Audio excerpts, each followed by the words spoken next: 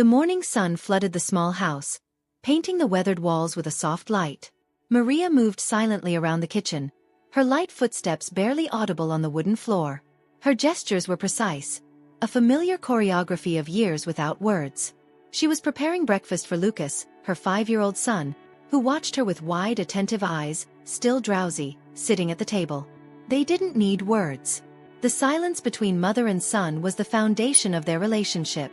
For as long as she could remember, Maria had not spoken.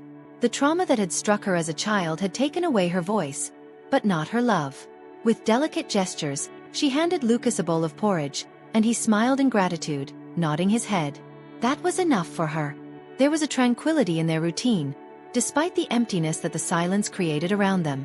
That afternoon, Maria watched Lucas playing near the old tree in the backyard, his small figure running back and forth, caught up in his silent games. The sun was already beginning to set, tinting the sky orange and gold.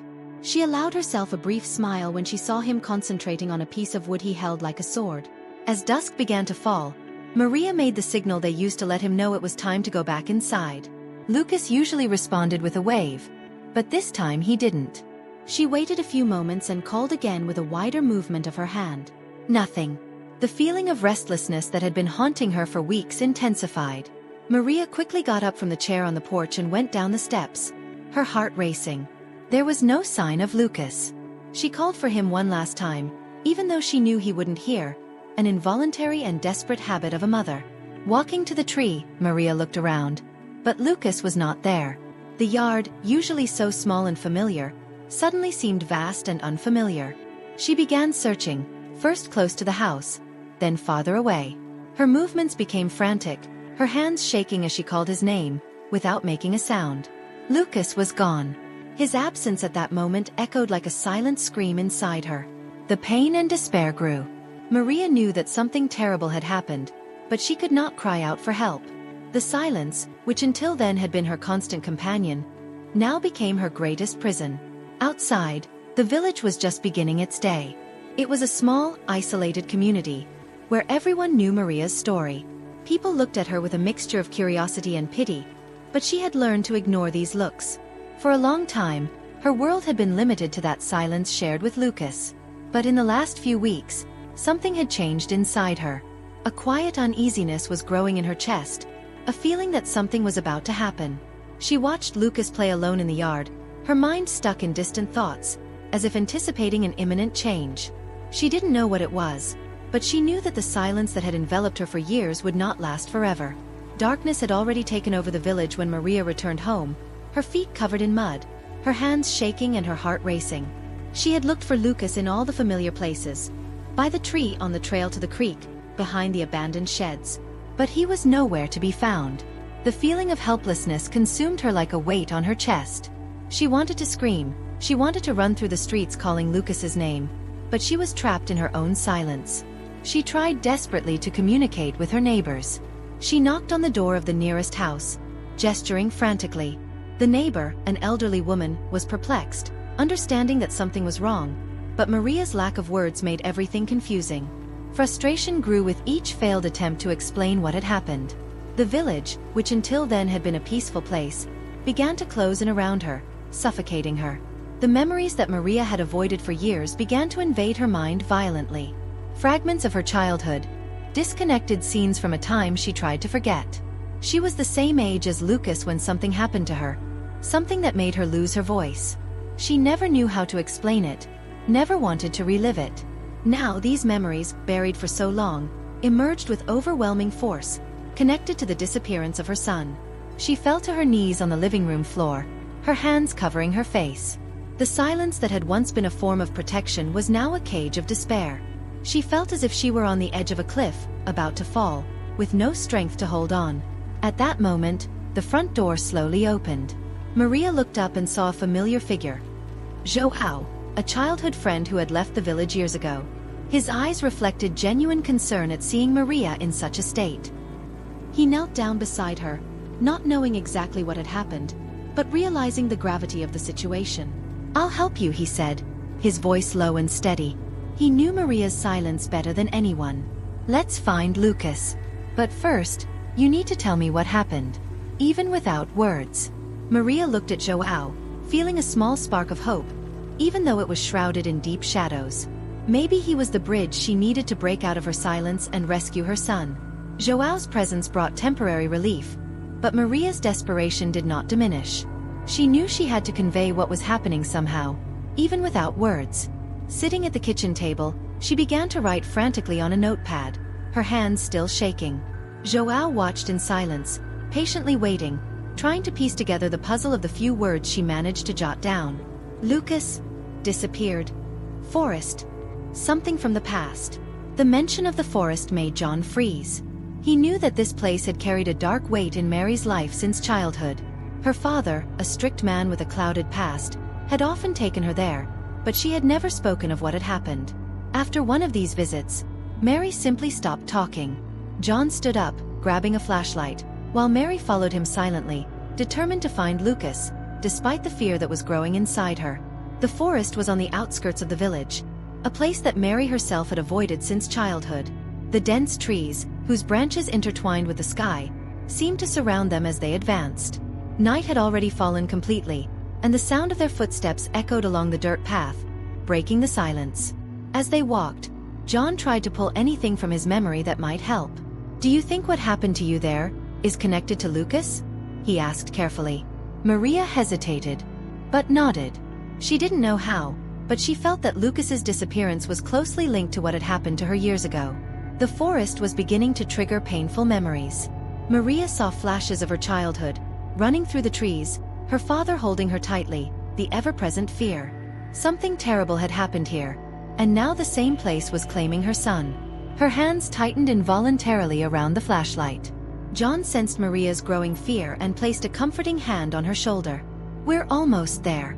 Just a little bit more." In the distance, the beams of the flashlight began to reveal shapes in the darkness. An old shelter that Maria recognized immediately, the place where it all began. Her heart clenched in her chest. This was where Lucas was, and this was where she would have to face her greatest fears. The shelter before them seemed even darker than Maria remembered. An old dilapidated building with decaying wooden walls, where the wind whistled through the cracks. His presence there brought a suffocating sensation, as if the air around it had become too thick to breathe. Her entire body tensed, but the urgency to find Lucas drove her on. João signaled for her to wait and slowly approached the shelter. The wood creaked beneath his feet as he tried to open the door, which resisted as if it had been locked for decades. With a final push, the door swung open with a bang. Maria, standing nearby, trembled with anxiety. She didn't allow herself to hesitate any longer and entered. The darkness inside was total, broken only by the flickering light of John's flashlight. Then, a barely audible sound made them both freeze. A muffled sob coming from the back of the shelter. Mary recognized that sound. Her heart raced. Lucas. Eyes wide, she moved forward, moving quickly toward the sound.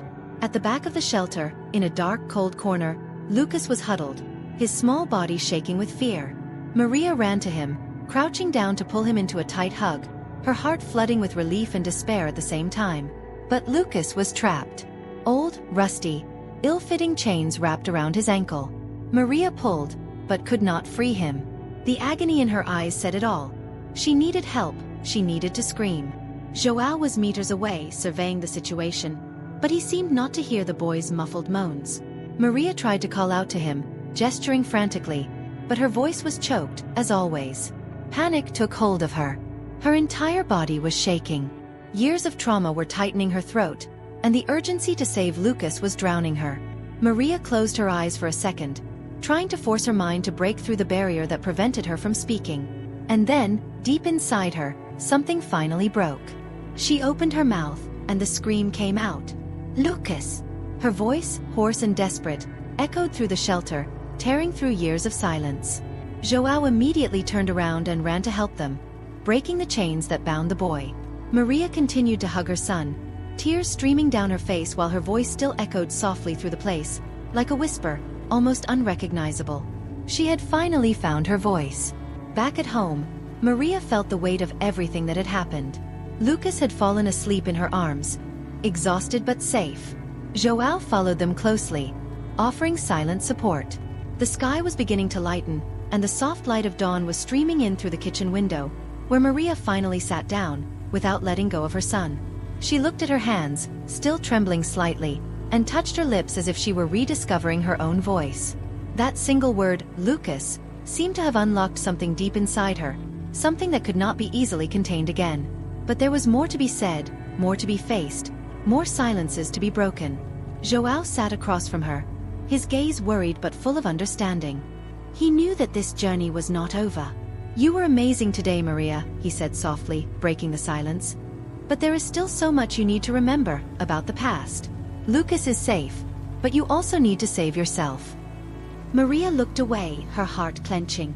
The shelter, the chains, the fear. It was all connected to something darker that she had buried deep in her memory. But now, with Lucas safe, the need to face it seemed inevitable. She knew that the village hid more secrets.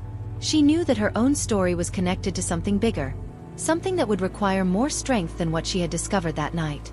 Slowly, she stood up, still holding Lucas carefully. Before going to her room, she stopped next to João, and for the first time in years, she used her voice again. "Thank you," she murmured, her words harsh but full of sincerity. He nodded but didn't respond. They both knew that this was just one battle won, and that others would come. As Maria laid Lucas on the bed and looked at him, the relief of having him back was real, but the feeling of unease lingered. She closed her eyes for a moment, trying to find peace. But there was no complete peace, not yet. There were more questions that needed answers, about her father, about what really happened in that shelter, and why, after so many years, the past was coming back to haunt her. At that moment, she decided, silence would no longer protect her. She was ready to find out the whole truth, even if it meant revisiting the darkest corners of her mind and her past. Standing in the doorway of Lucas's room, she looked at João, who was waiting for her in the living room. "Tomorrow we'll go back to the forest," she said, her voice low but firm. João just nodded, knowing that the real journey was just beginning. Maria now knew that finding Lucas was only the first step. To protect her son and herself, she would need to face not only the ghosts of her past, but also the secrets the village had kept buried for so long. And this time, she would be ready to use her voice. A voice that would no longer be silenced. Back at the house, Maria sat at the table with Lucas on her lap. João remained nearby, watching from afar.